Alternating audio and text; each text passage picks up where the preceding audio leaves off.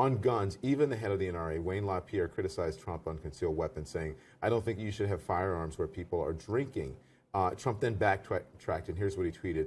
He said, when I said that if within the Orlando club you had some people with guns, I was obviously talking about additional guards or employees. Was that a mistake for him to make that statement?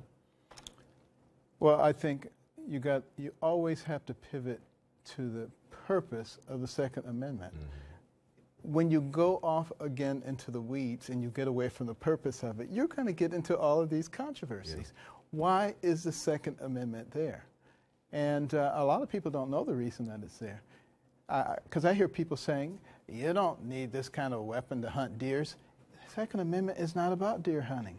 The Second Amendment is about the people's right and ability to protect themselves. It's also about a militia as well. It's about being able to help in case of a foreign invasion, being able to help our forces, but also being able to defend themselves against an overly aggressive government. Yes, but I mean, there's not going to be an invasion where people with, semi-assault rifles are going to save America. Whether there is or not, that's why it's there. Yeah. And remember, when it was put in place, the government had muskets and the people had muskets. Yeah. There was equivalency. This exchange between Dr. Ben Carson and Don Lemon on CNN.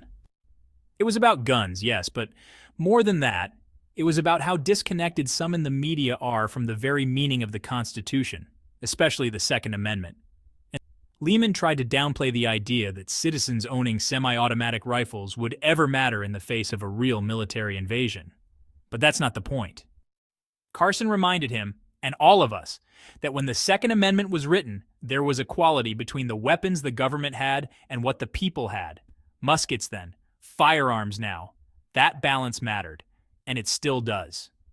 The Second Amendment isn't some outdated line in the Constitution. It's a warning, it's insurance. The founders lived under a king who used government power to control every part of their lives, so they wrote in safeguards. Free speech, the right to assemble, and yes, the right to bear arms. They knew that freedom isn't passed down automatically.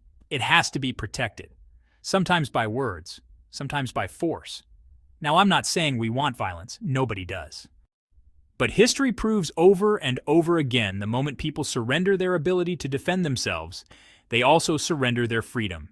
Whether it's a slow erosion of rights or a sudden collapse, once the government holds all the power and the people hold none, the game is over.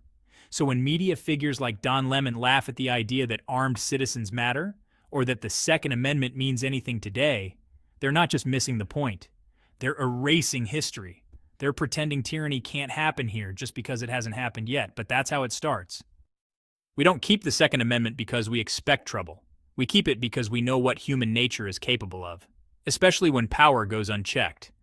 That's what Carson was trying to say, and more Americans need to hear it. Thanks for watching. If this gave you something to think about, hit that like button, subscribe, and drop your thoughts below. I'll see you in the next one.